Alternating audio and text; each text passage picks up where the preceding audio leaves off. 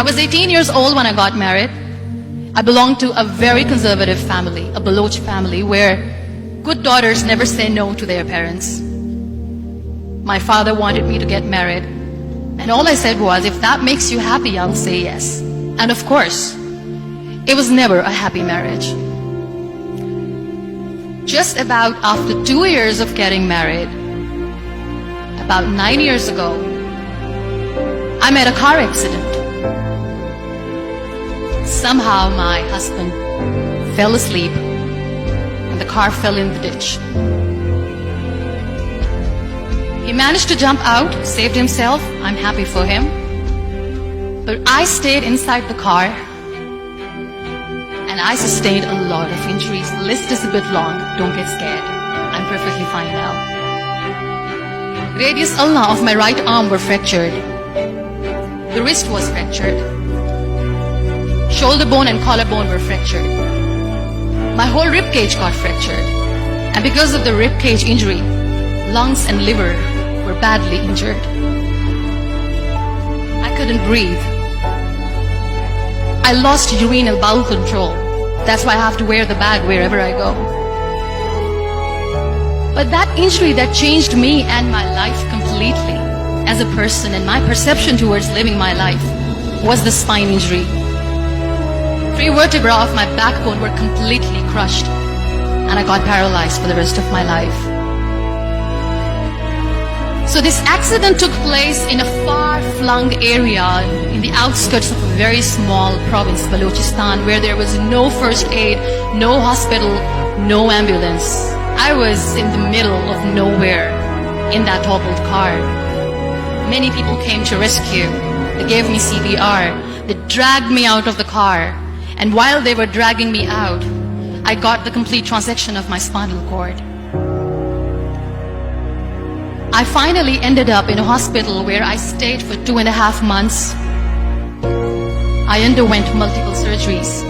Doctors have put a lot of titanium in my arm. There's a lot of titanium at my back to fix my back. That's why people in Pakistan call me the Iron Lady of Pakistan.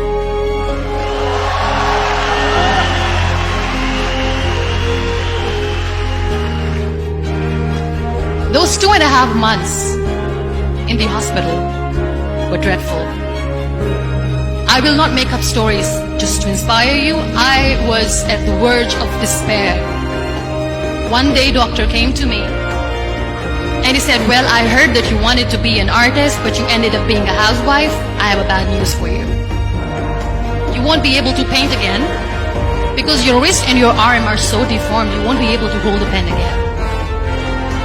And I stayed quiet. Next day, doctor came to me and said, your spine injury is so bad, you won't be able to walk again. I took a deep breath and I said, it's all right.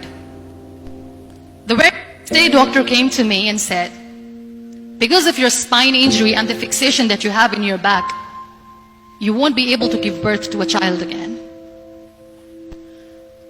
That day, I was devastated. I still remember, I asked my mother, why me? And that is where I started to question my existence. Why am I even alive? What's the point of living? I cannot walk, I cannot paint, fine, I cannot be a mother. And we have this thing in our heads, being women, that we are incomplete without having children. I am going to be an incomplete woman for the rest of my life. What's the point? So my mother said to me, this too shall pass. God has a greater plan for you. I don't know what it is, but He surely has.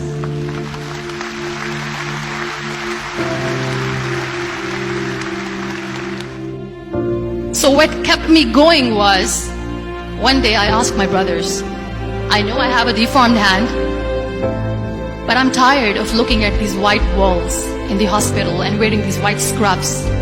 I'm getting tired of this. I want to add more colors to my life. I want to do something. Bring me some colors. Bring me some small canvas. I want to paint. So the very first painting I made was on my deathbed, where I painted for the very first time.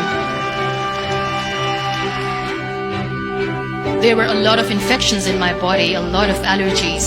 So doctors wanted me to lie down on the bed straight for not 6 months, for not 1 year, for 2 years. I was bedridden, confined in that one room, looking outside the window, listening to the birds chirping, and thinking maybe there will be a time when we'll be going out with the family and enjoying the nature. That was the time where I realized how lucky people are, but they don't realize. And you know how it all began? That day I decided that I'm going to fight my fears. We all have fears.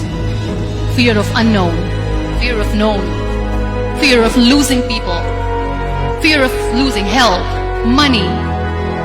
We want to excel in career, we want to become famous, we want to get money. We are scared all the time. So I wrote down one by one all those fears. And I decided that I'm going to overcome these fears one at a time. Do you know what was my biggest fear? Divorce. Work. But the day I decided that this is nothing but my fear, I liberated myself by setting him free. And I made myself emotionally so strong that the day I got the news that he's getting married, I sent him a text that I'm so happy for you and I wish you all the best. And he knows that I pray for him today.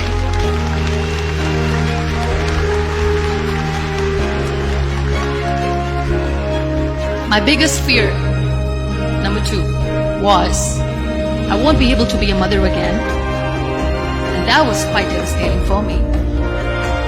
But then I realized there are so many children in the world, all they want is acceptance. So there is no point of crying, just go and adopt one.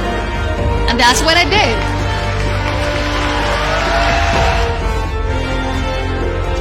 So when you accept yourself the way you are, the world recognizes you. It all starts from